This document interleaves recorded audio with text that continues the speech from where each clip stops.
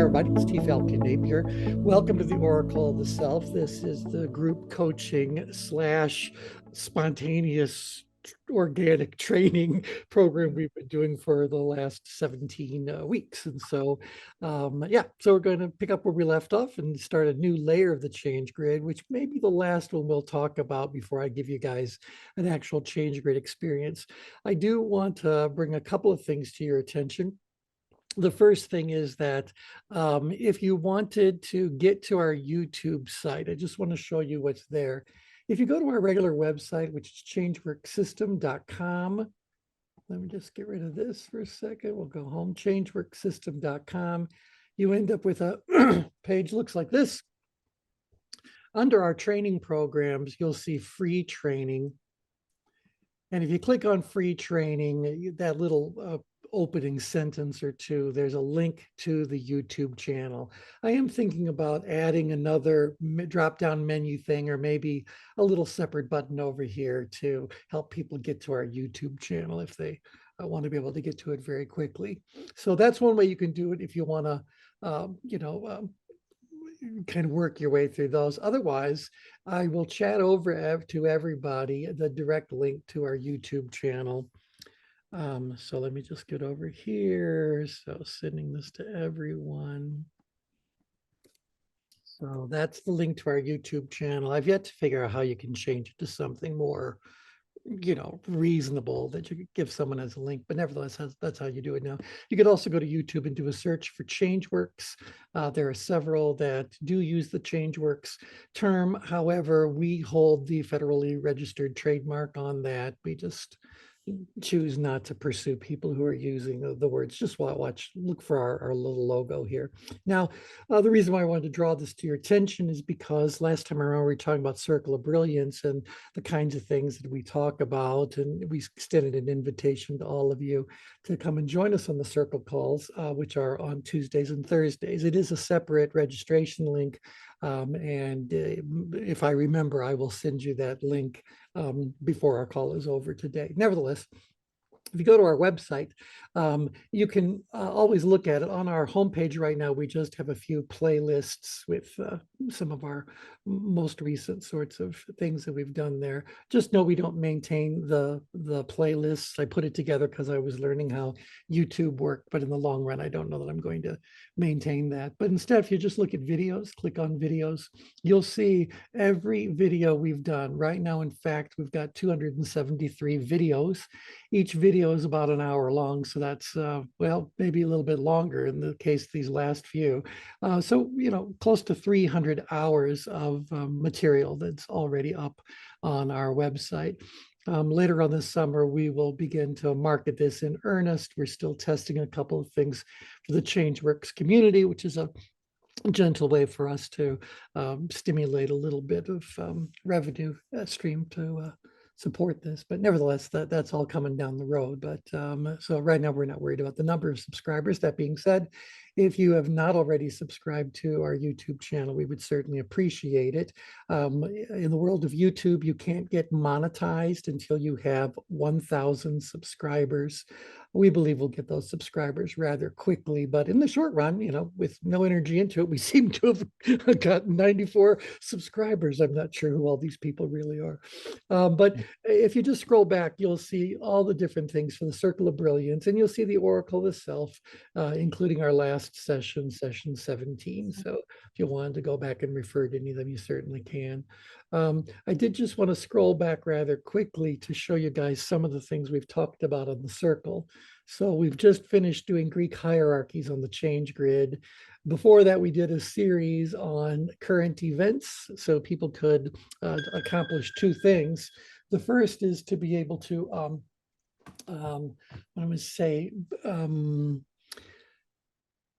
recognize how they immediately respond to a current event the moment it's mentioned. And so for those of you who weren't on those calls, I could throw out any subject right now, and the moment you hear what the subject is, it's going to move you on the change grid. Different subjects might move you somewhere differently on the change grid. And so depending on the subject that I would bring up, you would move around. So we were bringing up things that were very much contemporary issues that were going on out there in our society. And they were all designed to be subjects that would be interesting to talk about and would provoke a reaction in each of the people attending. And so it's very important that for you to become the best tension manager you can possibly be for yourself and for others, that you have to recognize that you too are subject to impacts on your tension. So if you were to hear about a particular current event and it would put you very far up grid, well, you know what happens if you start to talk about it and you're up grid, you're going to be up grid about it. And we're going to hear a lot of emotion, and we're not going to hear a whole lot of facts. And we're going to just hear kind of a lot of that um, um, expressive kind of quality. So feelings being felt, feelings being expressed, et cetera, et cetera. That's not where things get solved. And so we said the first thing is, once you recognize what your response is, how would you go about moving yourself to the best place on the change grid for you to look at any current event and get the best picture from most complete sort of picture of it and figure out whatever needs to be done. And without giving it all away, by now you guys all know that would be to move to the center of the change grid. And so, and then obviously the rest of the time we spent in this is, how would you go about moving someone around there? So who are the players in the current event? Where are they on the change grid? Where is the best place for them to be? And how do you go about moving them? So it's about managing your own level of tension and ultimately understanding and managing others' levels of tension. We go back talking about how the coaching system, we talk about ideal locations, the 5 human energy fields. We talked about correlation, causation, and coincidence.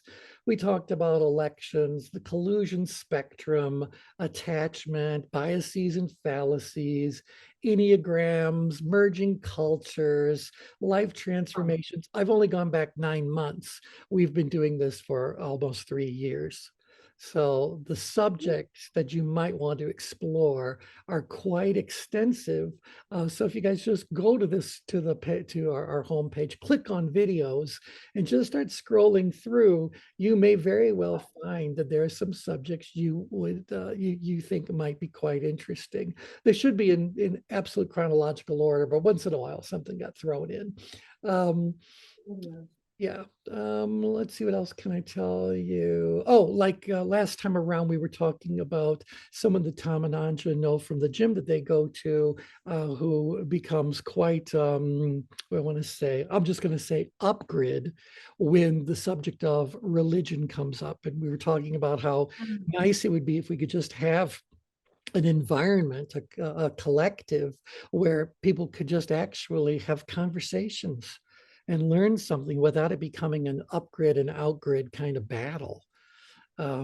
So I was thinking, well, this is where these sessions on negativity and positivity could be useful. We spent 8 hours, I believe, talking about that. So yeah, so start with part 1. I'm Yep. sorry, how did you get to the Circle of Brilliance from the ChangeWorks Systems website? Well, you certainly can, but I was just showing that if you are on the website and you go to our training programs under free training, you can find a link to get you to the YouTube channel. Once you're on the YouTube channel, if you're on the homepage, it's showing playlists. And I thought, well, the best thing is for you guys to just click on videos, and then you can see all of the videos we've released. Oh, ADHD and the Circle of Brilliance? Nope. Go back to ChangeWorks. Yeah, we want to go back to ChangeWorks. Training. And click so, on training.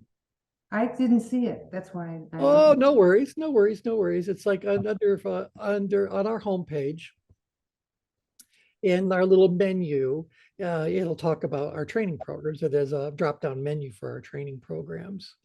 And there you can just click on free training. I also think down here where it says free training for everyone, if you just click on that, it takes you to the same place. So, but I think I think it's because the YouTube channel name is just not very convenient to send people to. So we wanted to create as many links as we could to help people actually get there. Now, once you get there, by the way, if you subscribe to the channel, it'll automatically appear in your little list of subscriptions over to the left. Hey, T? Yeah. We're in free training and we found the Circle of Brilliance. What do you click on? Well, under free training for Circle of Brilliance, you should, I haven't made that an active link. Okay. So that's why you just click on Change Work System. Maybe I should make those active links. I just don't know where they would go on the YouTube channel. If I really fleshed out the playlists, I could probably give people a meaningful link to those. But yeah, in general, it's just once you get yourself to the YouTube channel, click on videos. No, You're good. we're not, Can't get there. we're not finding the YouTube Well, I channel. was close and then you told me to get out. Right here where you click on Change Work System. Oh, okay. So just visit our YouTube channel, Change Work System, to watch our ever-growing library. So you click on Change Work System and it should take you directly to the YouTube. Okay. So fastest way those, once you get here, go ahead, subscribe, mark it, however you want. And if you subscribe to it and you click on the bell, you'll actually get a little reminder every time a new video is uploaded. But yeah, but by all means, scroll back a good, click on videos. That shows you the full chronology of them. And the subjects are what I just wanted to bring to everyone's attention. So you can go, no, we've talked about a lot of really interesting things. So regret, parenting, finding joy. There's a lot of interesting things we've actually talked. Conflict and harmony, managing emotions. This is all just transmitted. Yeah, emotional intelligence. Yeah, mindfulness. There's a lot here. It's kind of surprising when you scroll back over and go like, we've talked about all these things. So anyway, you're all welcome to join in. Just let me know if you want to receive a link to it. Okay, any other questions, comments about the channel, I think this is all that comes the out. library? Yeah, no shortage of stuff to listen to. But yeah, there you go. All right, let me slide this all the way. Let's get into the subject for today's actual call. This is neurotransmitters. Yeah, the playlist, we start with neurotransmitters. By the way, even before we started the YouTube channel, we had already done at least 3 or 4 months worth of Circle of Brilliance calls, and I have all those recordings, so I'm going to put them up little by little. So it'll end up being the complete set of all the things we've ever talked about. So the only thing available now is the neurotransmitters? Oh, on the playlist. So that's why I'm saying don't go to the playlist. I thought. Instead, what? Go to videos. Oh, Go to okay. videos. Videos. Yeah, I thought that play. Okay. Yeah, Yay. I thought playlists, once you started building one, it would automatically add all the subsequent ones to I it. see. No, it's really manual. So I'm going to put something else up there. But nevertheless, anyway, click on videos, you'll find them all. Scroll back to your heart's content and you'll find all kinds of stuff we've talked about. Okay, so all right, let's talk about a different layer here. We refer to this particular layer of the ChangeGrid as the engagement rings. So very often our clients have asked us how we go about helping people become more engaged in the work they do. So they're not just going through the motions, but they're actually, at the very least, enjoying it. Maybe they feel a little bit of interest, intrigue, maybe, just maybe they're captivated and focused and really enthralled by what's going on. These are all different words we use to describe the level of engagement someone has in whatever the subject or situation at hand happens to be. And so we thought, all right, well, the ChangeGrid is very predictive. It is very descriptive. It's very prescriptive. So if engagement is important to our clients, then let's talk about how engagement actually overlays on the ChangeGrid. And we found several different models that do talk about engagement, but they never create much of a chart. They would create the occasional X and Y coordinate thing that would just say, as interest goes up, engagement goes up. As reward goes up, engagement goes up. You know, they would come up with these outcomes or these characteristics and try to say this is how it plays out over engagement. Over the course of time, engagement tends to go down unless the interest in the situation continues to go up. And so they tried to do all this kind of stuff, and we just said, well, while all that stuff may very well be true, it's not particularly useful as a model that we can overlay on the change grid. Nevertheless, at the time we started talking about this, we all felt that at different places on the change grid, engagement could be described. And we could say, you know, between here and here, we think people would be doing things, and between here and here. And so we basically figured out how those things would all lay out.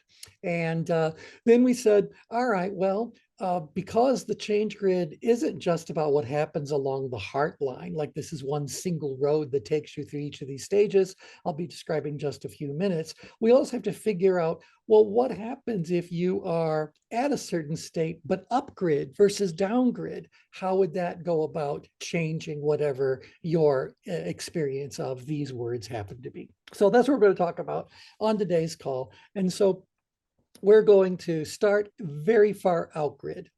So very far out grid is where things get executed. This is where the test is happening.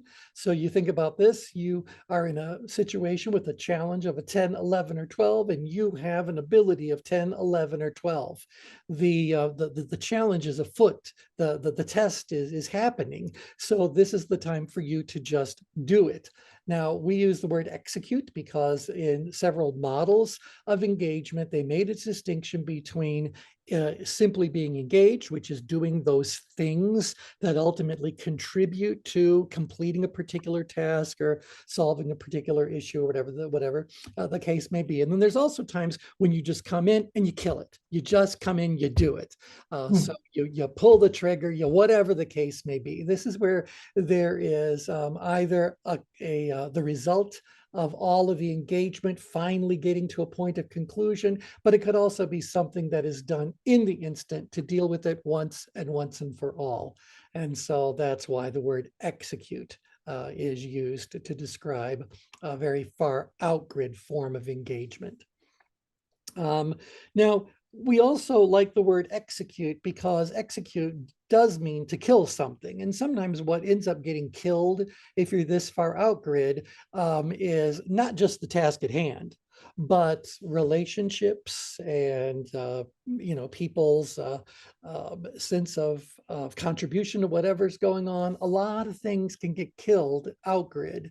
This is also where wars are fought. This is where literal battles will occur. So the execute is carrying that thing about to finish it once and for all. But it could also mean to kill something because we want people in the out-grid danger zone to find their humility and realize that nobody got out there, no one achieved success by themselves. And so turn around, look at the people that involved, etc. Anyway, that's my little description of execution. Do you guys see that there is both a positive and a negative possible outcome when you are in execution? Yeah. It's very aggressive, isn't it? Well, right, because, it's one thing to accomplish something, but accomplish something at what cost? Right. And that's the question that happens. Now, again, we could draw in the danger zone. You guys do all understand that in the danger zone, yeah, that's where the negative stuff is happening. But there's still a nice little, I don't know, to describe that shape, a little hemisphere, if you will, not even quite a hemisphere. Anyway, that shape of good stuff that can be going on. Execution in a positive kind of way, getting something done. Winning whatever the sports competition happens to be, or winning whatever, getting your diploma for whatever. That could very much be one of these healthy out-grid, an amiable driven driver, a kind of an energy for what's going on. So don't think that this is all negative. Just, a big chunk of it is, but there's also a reasonable amount of it. It's pretty good stuff. Brian, T, both unmuted. Go ahead.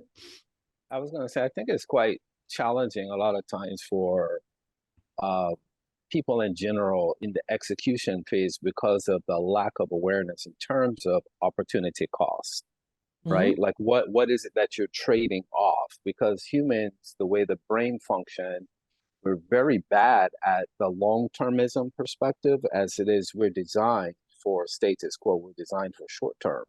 Right, And right. so, We're designed so- first, we're designed first and foremost for survival. And right. so that's it. In the moment is where our focus is. And once we know that our in the moment is safe, now we can start thinking about maybe this afternoon, maybe tomorrow. You know, I guess it depends on how frequently we're encountering something that threatens our safety. So maybe it's that long-term thinking is a bit of a luxury. It seems Right. a lot of pressure, though, to be in execution mode for any extended length of time. It seems Absolutely. like when you said wars, that Right. really clicked, you know, like you can't stay there.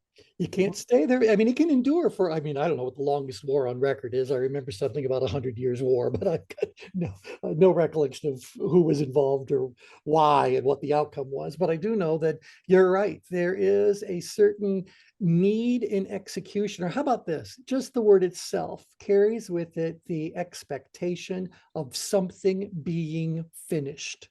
Mhm. So maybe it's something good and positive and healthy. You know, you won the marathon, good for you. You executed on that task, you won the sport. But if it's something out here that's about war, it's not done until it's done. And you know, it's to abandon it midway is to kind of like lose, what's the best way to say it? Whatever gain you thought you got, you're going to end up paying that back a gazillion times over because you didn't win. And so the consequences of failing to execute are severe as one moves further and further out grid. Even take this outside of war and just be, you know, one of these stories about people on Wall Street who are only concerned about becoming a gazillionaire and how ruthless they can be and all that sort of stuff. So they're killing it every single day. You know, they're getting the deals, they're making the things, but they're also burning the bridges and upsetting the people and perhaps tempting the fates when it comes to the legal aspect of what they might be doing and how they go about doing it. So, And yeah. perhaps even burning themselves out. Right. Well, yeah. Now, again, think about this. If they've been here for a long while, so let me just talk briefly about burnout.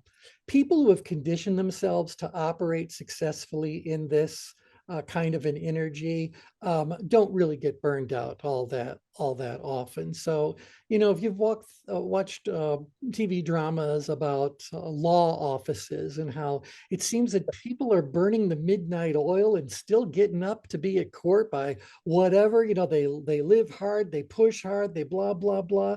That resonates with some people's core energy. And so for them, while burnout may happen sooner or later, they have a greater level of tolerance for it. In fact, very often people that are this far out grid create risk just to make things interesting. They're the ones that are pushing for the conflict. They're, you know, they're testing the boundaries, you know, so they're creating a lot of that chaos. Now contrast that to someone who really lives elsewhere on the change grid as far as their, you know, home base happens to be concerned, but they suddenly find themselves needing to go and do something and execute it.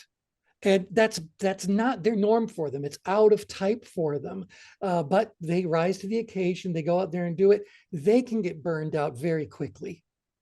So because there's been no conditioning, there's been no practice to do that. Right. And obviously their personality isn't bringing them that natural skill set. But even for those who are conditioned for that, there's still an energy consequence. So like I think I always compare everything to like athletics because that was my world. And you know, professional athletes, they still engage in recovery strategies so that they can optimize the next event. And without that recovery strategy, the quality of their engagement is compromised. And that's why they have both prehabilitation and rehabilitation. They need both. So they can't just stay out there, although they're conditioned for it, because everything that the body does has an energy consequence to it. Right. Brian, you started with that thinking. These people Yeah, did not start with that thinking. yeah, yeah, So exactly. I think there's a difference there. There is, because these thresholds become operationalized. And so, like, even, at my age now, I'm only 53, but I still operate from that perspective. And this helps me engage and choose projects, and then how I'm going to engage in daily activity, those kinds of things. So I have that threshold, but I really value the recovery. Right now, think about this though. I'll use a sports metaphor in a second, but as far as giving an example of an event that happens in life that would pull you out here, that could result in burnout. One of the best examples is planning a wedding or planning any kind of a big event where, people are going to be coming from all over the place to do whatever. You know the amount of challenge that's involved in coordinating such an event. And obviously, unless you've done it before, you're not operating at the level of perceived ability you think you should have. But sooner or later, you got to make it happen. The date's coming. And so people can really rise to the occasion, and they can do something and pull it all off and make it beautiful. If they're too far out grid, then they become the bride or groomzilla. And, it all becomes very damaging to relationships and themselves, et cetera. But I remember Linda and I we think we had a very nice wedding. A couple of you on the call were actually there. We had a very nice wedding. It was very different than weddings people had been to before. It wasn't particularly large. Well, the wedding ended with Linda and I getting into a limousine to be driven from Detroit all the way to Chicago. And so here it is, the newly married couple, everyone's waving goodbye. I can tell you that before we hit the freeway, Linda had claimed one of the sofas in the limousine and was sleeping, and I claimed the other one. So, you know what I mean? So it's kind of like people get all these kind of frisky thoughts about the limousine. We slept all the way through Chicago to Chicago. All right. So there is kind of a burnout. There is a bill to be paid energetically on some of these things. I also think, now taking it back to the sports example, we've all seen marathon races where people keep pushing themselves, do it faster. Or I guess there's even super marathons where I try not to drive 32 miles, and there are people running that amount, or what is it, 26 miles, whatever it is. I don't want to drive that far. But once in a while, you'll see that person who's approaching the finish line, and you can tell their body is shutting down. They're staggering. They're, who knows what's going on as far as hallucinations and things like that. Dehydrated, electrolytes totally thrown out of the mix. In fact, we have a business associate who was a hobbyist marathon runner and ended up having a heart attack on the thing. So conditioned, yes, but conditioned to perform at a particular level of what's the word, pressure, level of demand, level of whatever, but they go for something bigger, or they forget we're all getting older. And suddenly that execution is going to suffer one way or another. And hopefully they're, going to survive and learn. But nevertheless, burnout can certainly even appear to people who had been very well conditioned over a very long period of time. I wonder, can you talk about, T made a good point just now. I wonder, can you talk about productivity? It seems like, productivity is something that especially a lot of high performing people want. But just being busy doesn't mean that you're actually productive, right? So in some ways it can be a distraction. Yeah, let's talk about that. I'll introduce engagement just so I can tell you what's really happening in the whole productivity kind of world. But and just for the heck of it, engagement is always preceded by intention. Intention is always preceded by awareness. No one's going to get engaged in something until they decide to get engaged in something. There needs to be an intention that pulls us into this engagement. Set that aside now and just think engagement. What's the difference between engagement and execution? Well, very often I say that execution is really just a very aggressive, time-restricted form of engagement. engagement is about actively doing those things that sooner or later will add up to a particular goal being met, accomplishment being realized, whatever it ends up happening to be. So engagement is where most people do most of the work most of the time. So as long as we are in this little band on the change grid, we are probably doing things and doing things quite effectively. We'll be looking at this layer in the composite shortly, so you can see what else is going on the other layers that give kind of more credence and substance to what I'm saying about this. But just know, most work is done most of the time by most people in engagement. However, let's say that you're working an office job or whatever, and it's Thursday, and tomorrow is your last day of work before you go away for 2-3 weeks of vacation.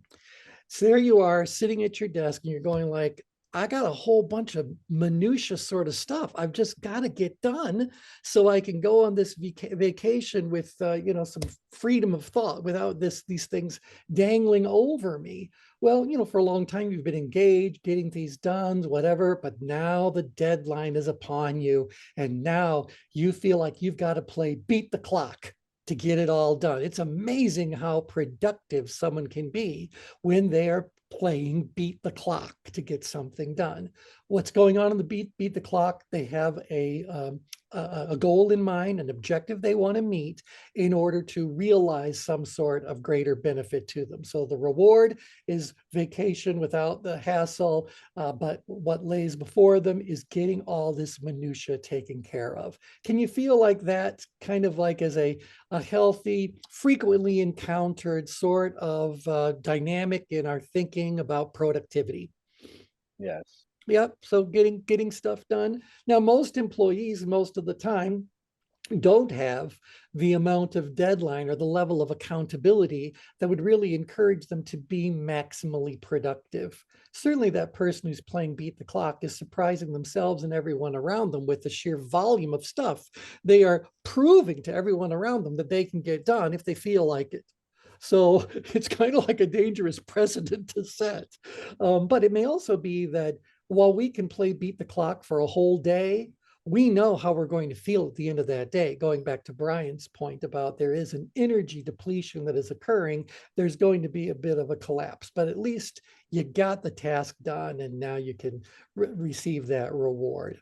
So most people, most organizations, when it comes to productivity, are going to get that productivity further in grid. Now, mind you, they're still drivers, but they might be an amiable driver, a balanced driver, but they're not even an amiable driven driver. They're not driven drivers. Maybe a little expressive, maybe a little analytical. They're just getting the work that needs to get done here. One quick thing, those of you who have been on our discussions about personalities based on the Greek alphabet, that's where the betas tend to be congregating on the change grid as well. And so what's really happening with the beta wants to be supportive, get things done. They want the accolades. They want whatever that's going on. So they're absolutely here on the change grid working that through. Okay, so going back to productivity, you're feeling now that as I move further out grid, my level of productivity is likely to go up because my level of engagement is going up. I am more and more actively doing those things necessary all the way out to the point of completing it or even to execution. So I don't necessarily need to go this far out grid to finish something. I can finish something while I'm still in engagement. I just didn't need this level of push and deadline to get it done. Sometimes we actually get things done because we simply like getting it done. And so I don't need to have this driver element come into play in order to actually accomplish things. A lot of stuff gets accomplished, maybe even most things get accomplished while you're in engagement. So now, engagement is preceded by an intention. So, and we'll walk through the other way in just a second. But before I can get engaged in something, I have to have actually decided to really do it. And maybe I was the one that was driving and saying, like, I'm going to get this done. I want to do this. This is something that I'm really, meant to do. In which case, it's a self-driven intention. Maybe it's a deadline. Maybe it's an expectation that has been placed upon them, but they want to keep their job and they like making their money, and they are okay doing it. So they fully intend to get it done because someone wants them to get it done, or they're expected to get it done, or whatever. So depending on how I frame that intention can tell me a whole lot about the level of tension I have about that intention. But nevertheless, I need to formulate an intention. So even formulating an intention is a step along the productivity continuum. So obviously, I can't be productive about doing something until I decide to do it. So there's that decision to do it. Intention is preceded by awareness. In order for me to formulate an intention about something, I have to be aware that it exists. So I can't just formulate an intention out of the blue. I need to go, I'm aware of X. And now that I'm aware of X, and it also ranges very far up grid and down grid, I have this awareness. I am going to not just stop at being aware. I'm going to say, based on what I now know, based on what I understand, based on what I'm aware of, I am going to do X. I want to do this. We could do this. We should do this. Let's, might do this. I might even say, let's do this. Let's make this all happen. Let's get it all moving. Let's get it all moving. Let's get it all moving. We all know that the road to where is paved with good intentions. No. Well, and so intention all by itself, although it is an important step along the productivity continuum, until someone actually takes action, gets in motion, does something, then that intention is, nothing more than that. Now we move it into action. We get engaged in doing those things that need to be done, and we can finish it all up. If maybe we can get it progressed, get out there. Maybe we have to get out there into execution to actually make it all happen.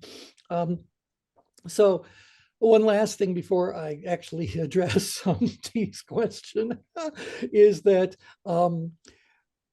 people that are fully engaged in something, people who have more of a sense of emotional intelligence, where I'm circling on the change grid is where emotional intelligence lives. They're the ones who say, we don't need to step into this level of intensity in order to get our job done. We don't need to be pushing people. We don't need to be so driven, so aggressive, so pushy. That's not necessary. And so observing this behavior set can actually diminish engagement in the larger group of people who are doing the larger bit of the work. So we don't necessarily need someone who's going to hold our feet to the fire and, crack the whip and all that sort of stuff, which is what these people in the out-grid danger zone are doing to themselves and could very well be doing to others, literally or figuratively. So, yeah. All right. So now, to the question about where does productivity live, I believe productivity starts all the way in grid at 0, 0. And so if I have no ability to do it and I have no challenge of doing it, well, if it's getting done, that's just some accidental fluke, because look what's happening with awareness. I'm not even aware. This is where we exist more on, I don't want to say autopilot, because autopilot means that the right things are happening. They're just happening even though you're not paying attention to them. So there's kind of like an automation that's happened over here.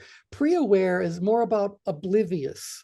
You don't know it exists. It's all around you, but you've never tuned into it. You've never paid any attention to it. And so might you pay attention to it at some point in time? Yeah. So we say you're simply pre-aware.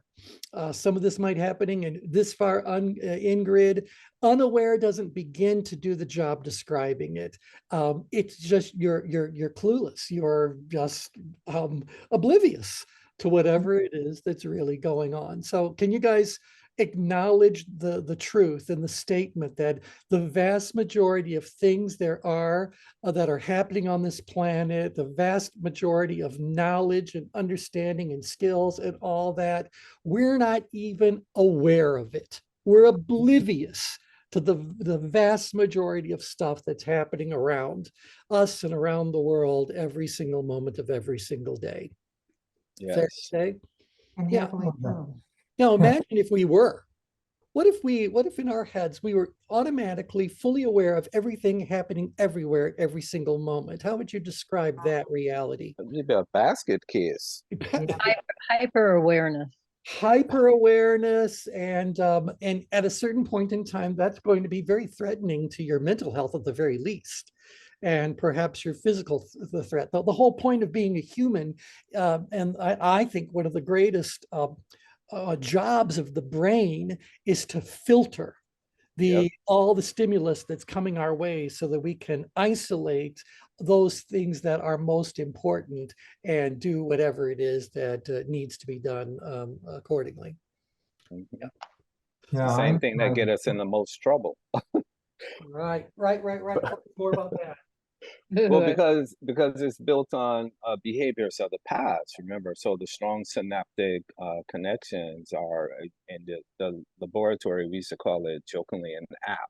Yep. You know, iPhone says there's an app for that. So we have a strong association, a strong pattern, a strong programming or process.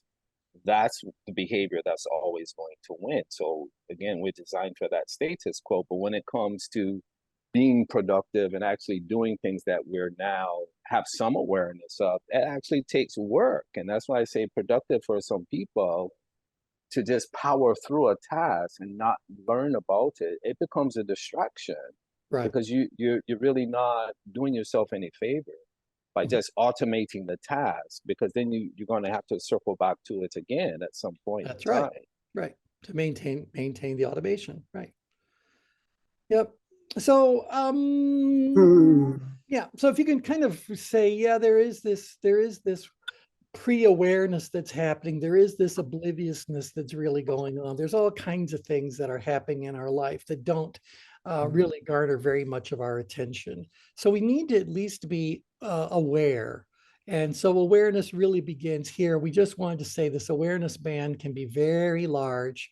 I can become aware of something when my level of ability and challenge are both quite low, but I can also end up being hyper-aware and hypoaware.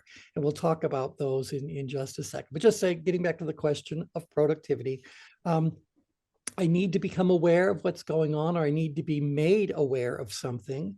That awareness needs to then be evolve into an intention that I'm going to do it. I've decided to do it. Even if someone tells me I have to do it, and intellectually I know that I have to do it, that doesn't really mean I'm going to formulate an intention that's going to get me prepared to move into action. So I have to formulate some sort of intention in my own head that I'm going to do something. Then I get engaged doing those things, and more often than not, I'll finish it while I'm in engagement. Maybe once in a while, something needs to be pushed a little bit further to get the masses to do what needs to be done.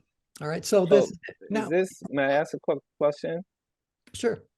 So we talked about the difference between the internal and external influences. So it seems like, would it be safe to say that as you move further out grid from that pre-awareness towards execution, there's a future pull that's internal, but upgrade would be like this external push, like something is pushing you up there. Is that very, very good? accurate? In fact, yeah, absolutely. And that also relates to productivity, because we do say in your earliest training in tension management that there is a relationship between tension and productivity. So not only does productivity increase as we travel horizontally along the heart line of the change grid, it will also increase as we move up grid. The difference is that while out grid, it is what we call a functional trend. It's true at one extreme and other places at the other extreme. But there's also some irregular trends, and productivity's relationship with tension is irregular. So as our level of tension goes from apathy to power up to power stress, even touching that threshold of activation, our level of productivity is increasing as well. However, once we actually enter stress, the level of tension becomes too high for us to manage doing other things effectively, and we end up now dealing with whatever has moved us up into stress. So productivity on a particular activity will plummet. People will just give up or run away, as the case may be. So the sweet spot for productivity, I know this is a very long answer to a short question, but the sweet spot for actual productivity is to be both out-grid and a bit up-grid. So not necessarily all the way up into power stress or stress, but there needs to be something that I'm accomplishing. There needs to be a bit of a imbalance. So the perceived challenge is ever so slightly higher than the perceived ability to do it. That's what keeps it interesting. Otherwise, you could end up becoming the equivalent of a machine operator on a factory floor.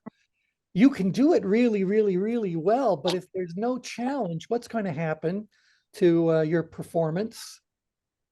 Stagnates. It's going to stagnate. And the big deal at a manufacturing plant is that when you stop paying attention, what goes up? Injuries. Injuries. And Yeah. so that's why so many of these pieces of equipment, like we had a trimming machine when we were producing our own books internally. The only way I could get that blade to come down is if I pushed two buttons simultaneously that each required thumbs of opposite hands. That blade couldn't come down unless your thing. So they build in safety things because they know the actual activity, the actual thing you're doing can be very down-grid.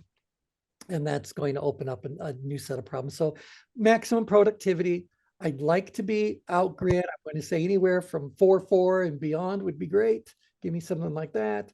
And make sure that the level of challenge is slightly, maybe a few points higher than my challenge, my ability just to, make me rise to the occasion, make me pay attention, give me that little test. Do you guys agree with that?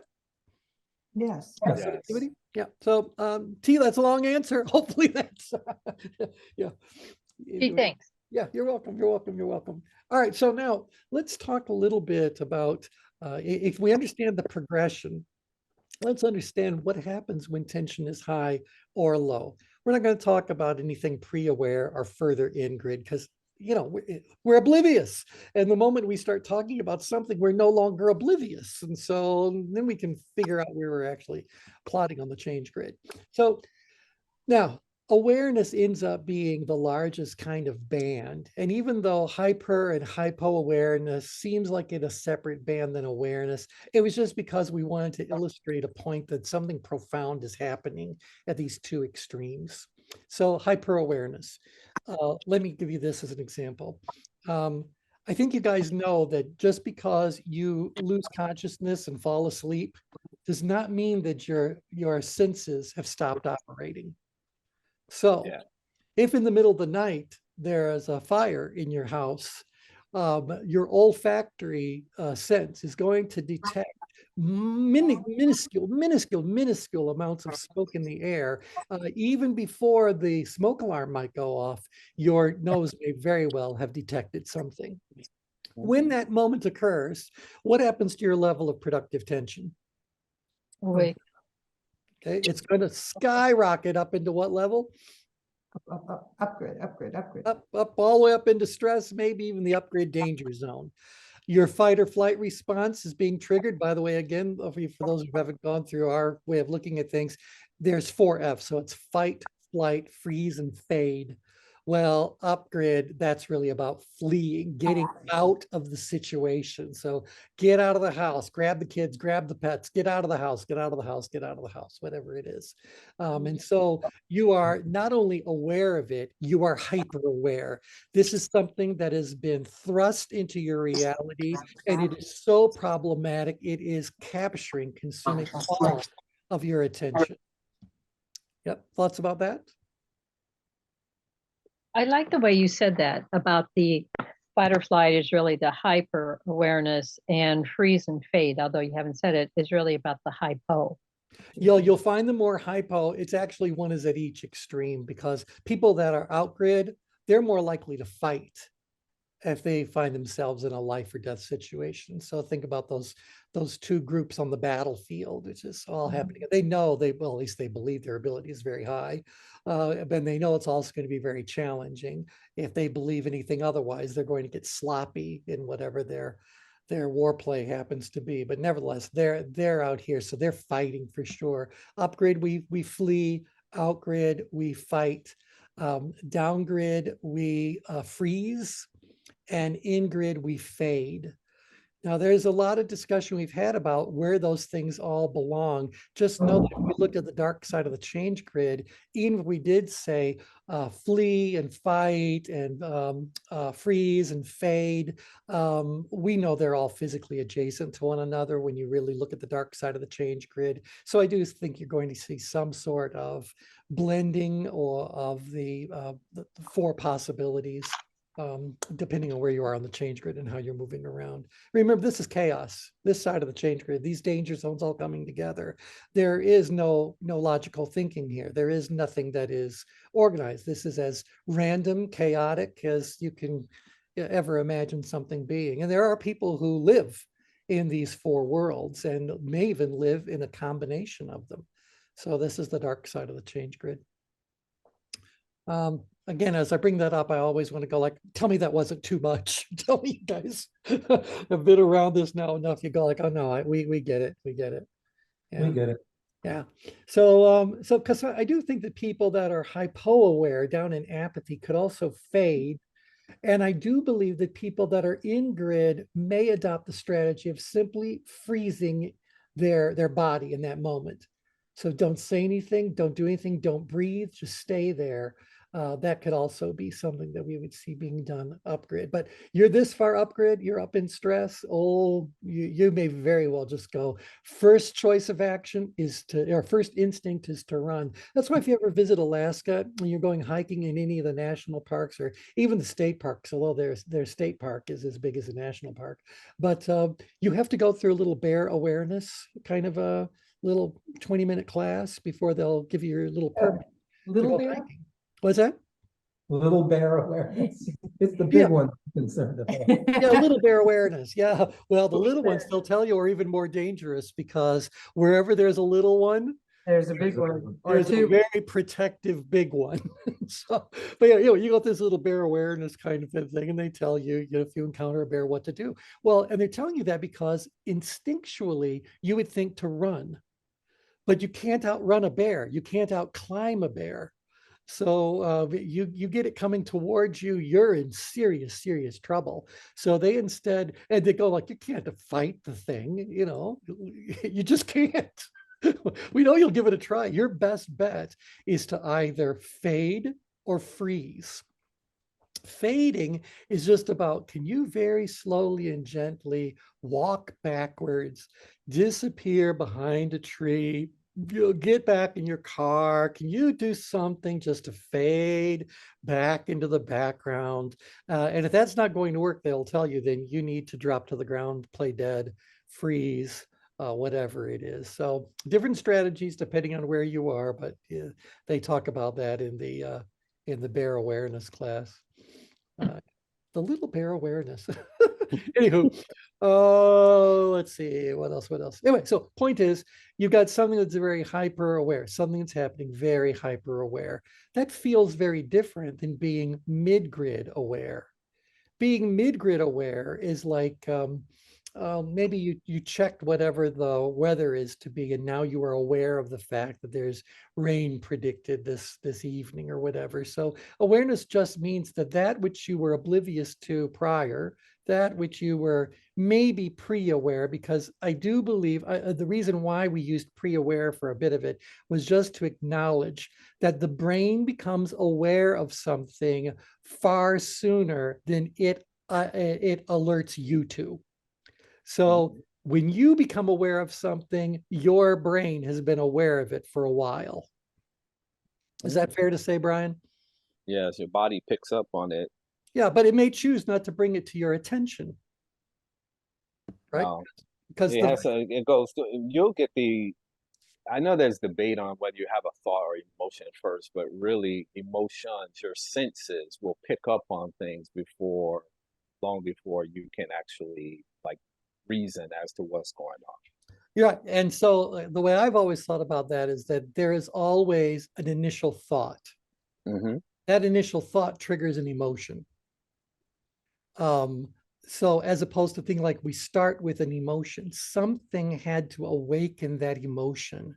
And maybe I was aware of it. Maybe I was hyper aware of it. Maybe I was aware of it. Maybe it was under the radar down here in hypo aware. But something ultimately brought it to my consciousness. So I don't know how else to really explain what's going on in this blank space. But I think it's where consciousness is informed. Mm. No, we're I now. think it's a two. Okay. Go ahead. Go ahead. I was just going to say, I think it's a two-way street, though. I'm just thinking of Reiki and therapy, you know, Yeah. where they put you through all these painful exercises on the wall, and then the pain reverses it. The physical, which is sensation again, then makes us aware of, you know, crap, unconscious stuff that we've been holding Mhm. on to. Yeah. Yeah. So, yeah. Yeah, well, and that's where we could actually talk about the dynamic of how sometimes the way the brain chooses to protect you is to Mhm. take negative experiences, negative whatever, and bury them deep into your subconscious, unconscious.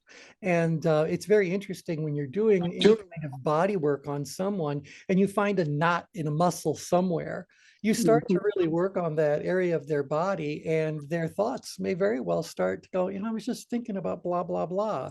And memories are brought back that had been suppressed for whatever reason. So I think you're right. It is being done. I don't know that we can consciously suppress something we are aware of. Does that make sense? Because if Yeah. I'm conscious of it, I'm aware of it. How can I do that? It's got to be something that the brain is doing behind the scenes on its own, little by little, removing those things from our awareness. Yeah, And you which, know you what? know, That's where drug abuse and everything comes in, that we try to self-medicate because we become Right. aware without the coping. So Yeah. we numb ourselves from reality with drugs. Absolutely. Yeah. Right. So can we Exactly. pretend for a while it doesn't exist? You know, Mhm. I believe that as dramatic as any moment may be in our life, maybe, just maybe, someday it'll feel like second grade. You know you were there, but the details are fuzzy. Mhm. You know? So I think Yeah. that you can move this way, but I don't know that we can consciously move. Now, sometimes if I'm in a business setting and people are actively engaged in doing XYZ, and as we are pursuing XYZ, we learn some things. You know, knowledge isn't perfect up here. Ability still has room to grow. So the act of doing often reveals things we hadn't been aware of. So suddenly now we have new awarenesses that may need us to go back and rethink our intention. Intention is also where goals are set.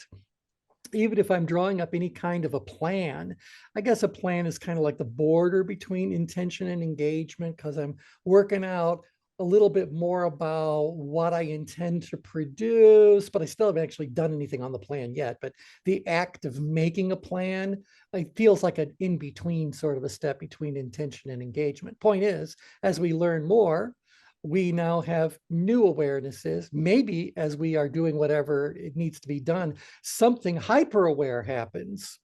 Mhm. And now we have to get in there, do something corrective right away. And we'll talk about examples of that as our discussion on this layer continues.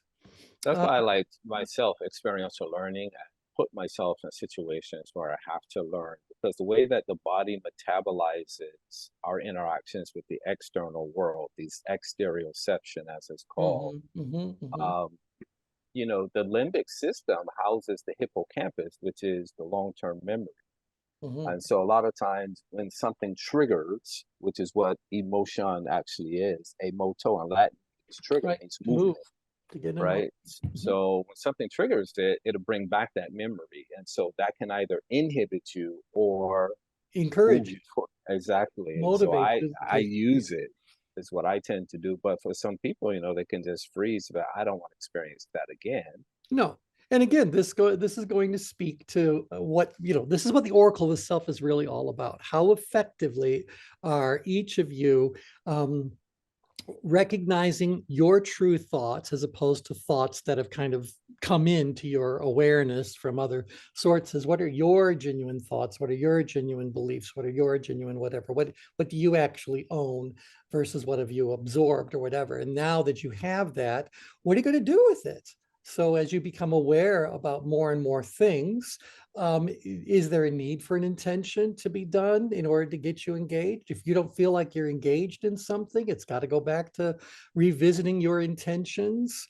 You know, so this is all motion is constant on the change grid.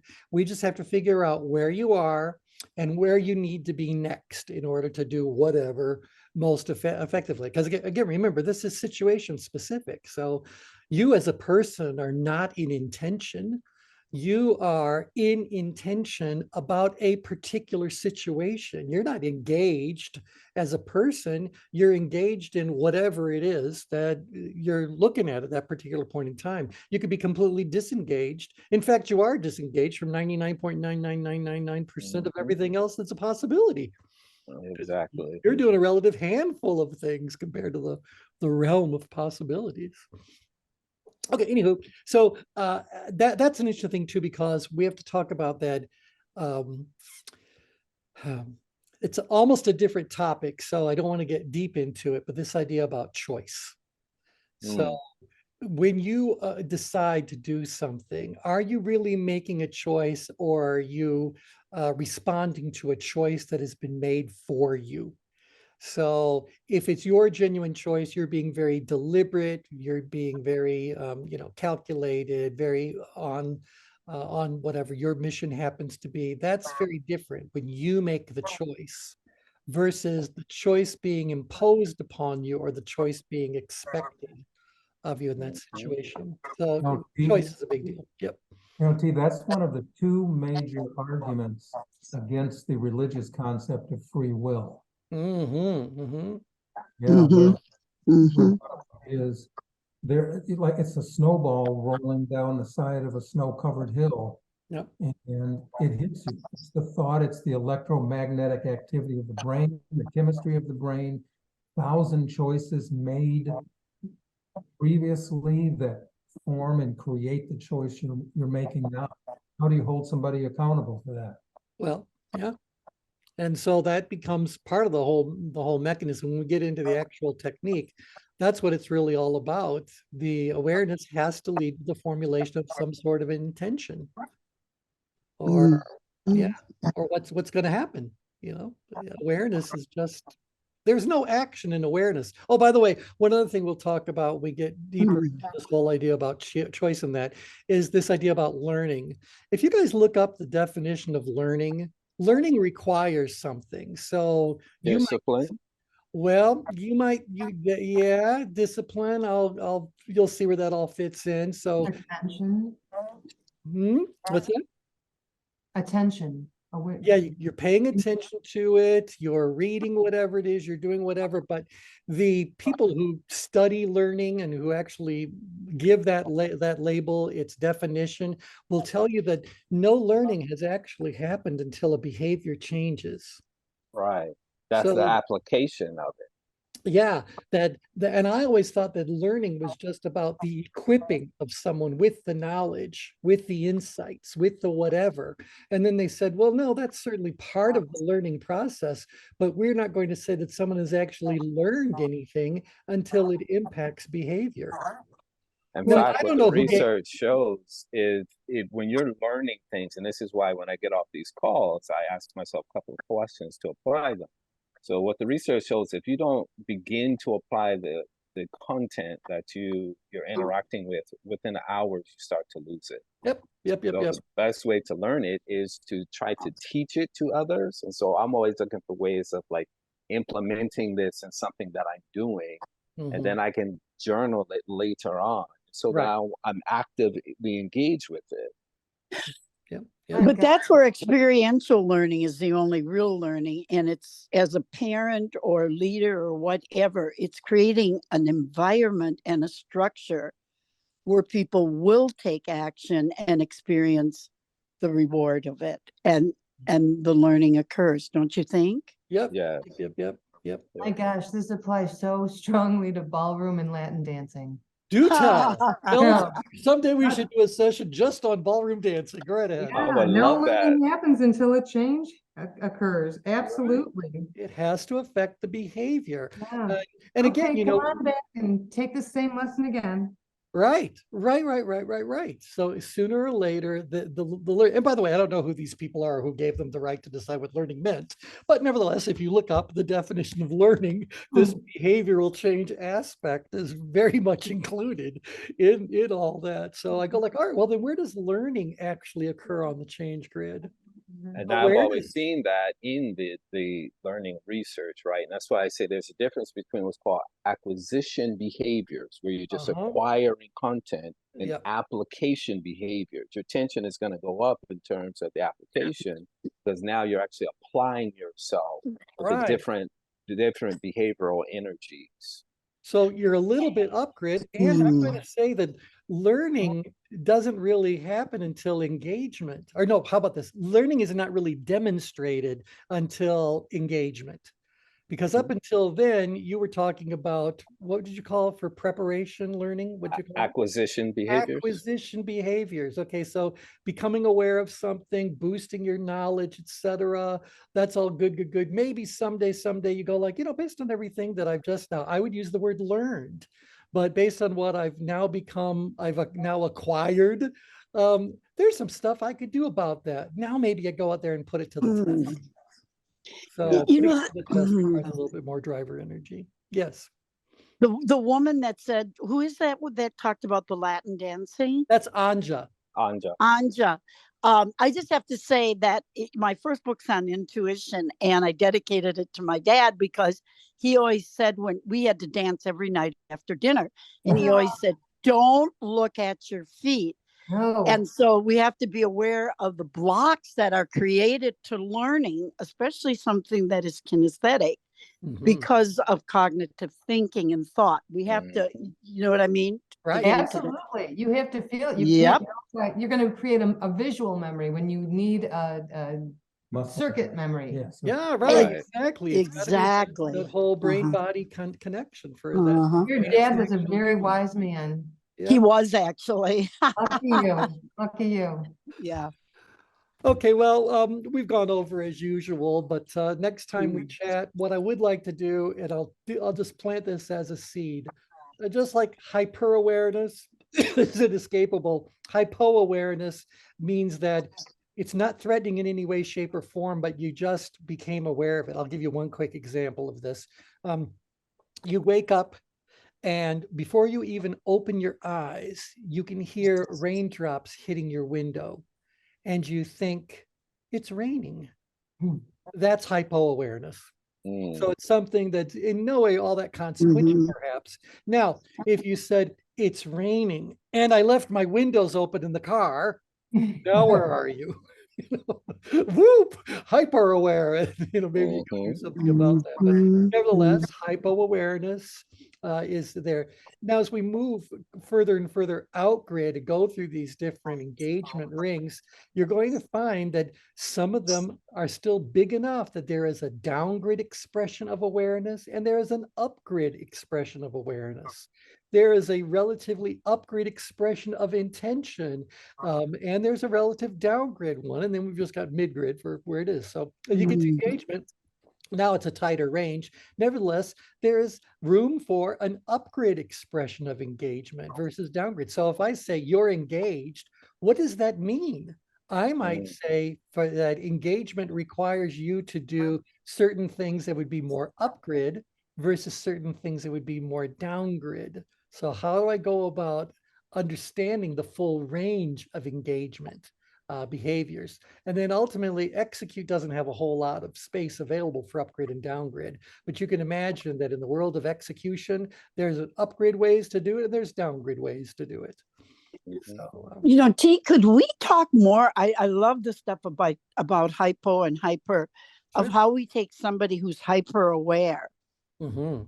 and get them more centered, because as a therapist, that's what anxiety is about. They are so out of control internally, That's and right. they become they try to control all the people around them. Their environment is meticulous Yeah. so that they can, you know what I mean? Sure. I would sure. like And so, if the rest of the group would be interested, I Yes, would yes, love. yes. Would yeah, you? 'cause Okay. I think Edie, that's a great way to review for everyone, or now perhaps add more meaning to their understanding of the change grid maneuvers.